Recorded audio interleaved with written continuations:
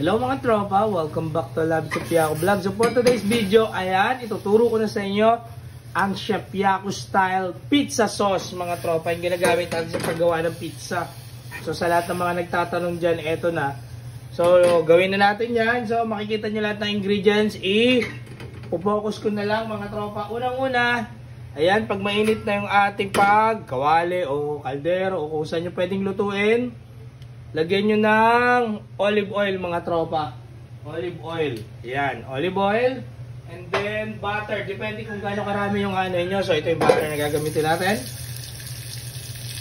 Tapos huwag nyo lang intayin masunog yan. Tapos low fire lang. Ilagay nyo na yung ating white onion. White onion and basil mga tropa. Yan. Yan yung ating mga pangunahing ingredients. Yan. So, halo-haluin lang natin yan hanggang matunaw yung ating butter, mga tropa. Low fire lang yan, mga tropa, ha? O, nakita nyo na, ha? Ulitin ko, olive oil, butter, basil, and white onion, mga tropa. Halo-haluin nyo lang para hindi maano. Tapos, ang last ingredients natin, mga tropa, eto. Molinera brand na whole peeled tomatoes mga tropa. Lalagay natin yan mamaya. Ayan. So haluhaluin nyo lang siguro yan ng mga 1 minute mga tropa. Kahit hindi pa masyadong malambot yung butter yan. Para lang maluto yung ating white onion. Ayan, pag nakita nyo ng mga tropa na ayan nagiwa-hiwalay na yung mga white onion. Ayan.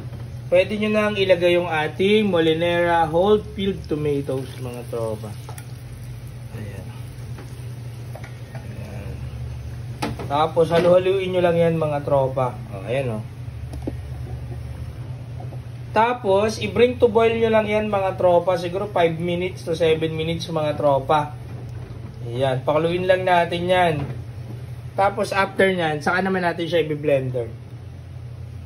Kailangan natin siyang i-blender, okay? So, pakuluin natin yan. Low heat lang, mga tropa. So, ayan. After 5 to 7 minutes, mga tropa, kumulo na yan. Ayan, ganyan na yung itsura niya, mga tropa. Ayan. So, i-cool down na lang natin yan. Tapos, saka natin i-blender, mga tropa. So, ayan, mga tropa. After na niya na mapalamig natin, i-blender na natin for food processor. Yan na. Ready na ang ating pizza sauce, mga tropa. Homemade pizza sauce, Chef Yaco style. I love it. Yun lang. Bye. And kung may natutunan ka pala kay Chef Yaco, mga tropa, pa-subscribe na lang. Jeffrey Condimon or Pinada Facebook.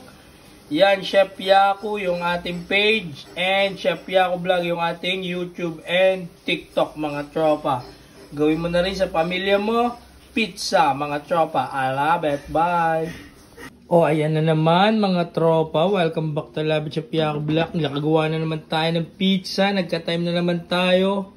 All meat, mga tropa, using homemade pizza sauce, mga tropa. Upload natin kung paano gawin yung video ng Chef Yaco style pizza sauce. Yan lang, mga tropa. Panalo na naman merienda natin ngayon. I love it. You know.